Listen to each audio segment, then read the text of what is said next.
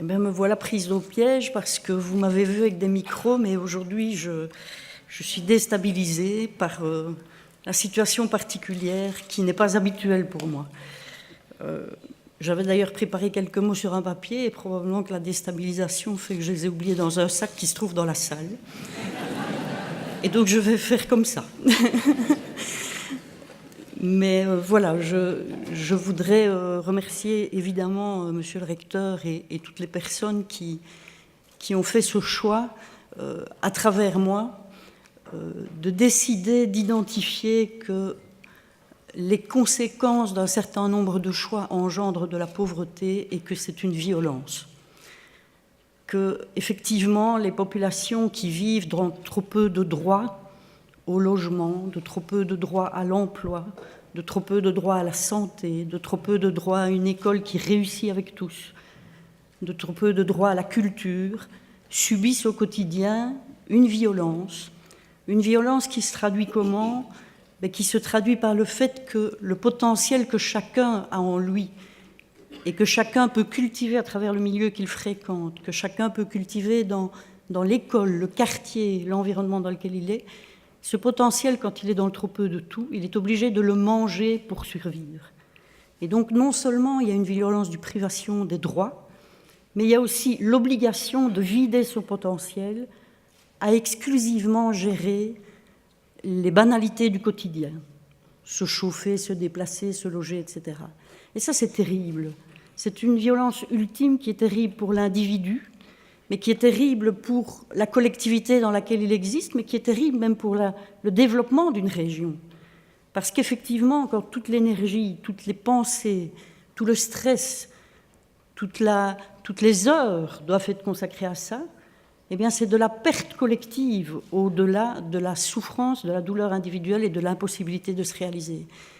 Alors quand on est aussi dans une société où, à un moment donné, ces mêmes personnes se vivent comme un reproche éternel, puisque malgré tout, on est obligé de constater qu'aujourd'hui, régulièrement, ces personnes qui font des efforts sont plutôt pointées du doigt comme ne faisant jamais les bons efforts aux bons endroits, de la bonne façon, et donc ne trouveraient jamais les bonnes portes. Et donc elles doivent subir la seconde couche de violence, qui est cette violence alors extrêmement intense, extrêmement brutale, de se dire « et en plus, je suis à côté de la plaque, et en plus, je suis peut-être une pièce rapportée, et en plus, je suis un encombrant ». Et quand en plus, on leur fait passer le message qu'elles coûtent ces personnes, qu'elles coûtent à la collectivité, parce que, contraintes par le trop peu dans lequel elles sont, il faut qu'elles se rendent vers des services. Et qu'à un moment donné, on retourne évidemment contre elles aussi le fait qu'elles se plairaient dans ces services, qu'elles se plairaient dans cette dépendance d'aller chercher des colis alimentaires, un revenu d'intégration sociale, une allocation pour quelque chose, une réduction pour autre chose. C'est encore une couche de violence qui s'additionne. Alors comment, à un moment donné, ne pas se vivre plus comme un objet d'une société que comme un sujet de droit d'une société? Et je pense que c'est pour ça que je remercie l'université, c'est de marquer ce point-là d'attention sur le fait que, oui, c'est une violence, et c'est une violence faite à l'individu dans son environnement et faite à l'entièreté de la collectivité. Et c'est pour ça que j'ai beaucoup d'humilité, mais aussi de fierté, qu'aujourd'hui le réseau wallon de lutte contre la pauvreté, à travers moi, mais aussi toutes les associations qui œuvrent dans cette direction-là, soient associées à M. Jarfi et à M. Mukwege aujourd'hui, parce que ce sont des violences communes. Elles se traduisent autrement, mais ce sont des violences communes. Je voudrais aussi alors remercier l'université, parce qu'à travers moi, ce sont vraiment les personnes qui vivent ces conditions-là qui sont remerciées. Parce que finalement, moi j'ai un trajet nourri de qui ? En fait, de ces personnes-là. Depuis toujours, j'ai travaillé sur le terrain. C'est vrai que peut-être que la qualité que j'ai, c'est d'avoir écouté, entendu, etc.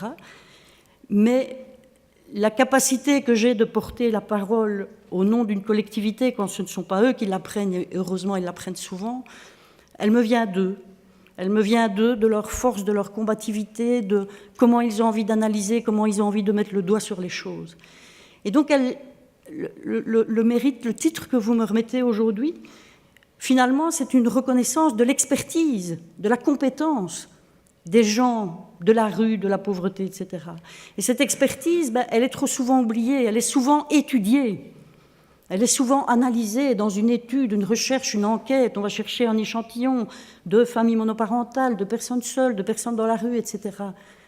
Mais elle est rarement invitée au débat à partir de ce qu'elle est, dans ce qu'elle va déterminer comme critère pour pouvoir être entendue.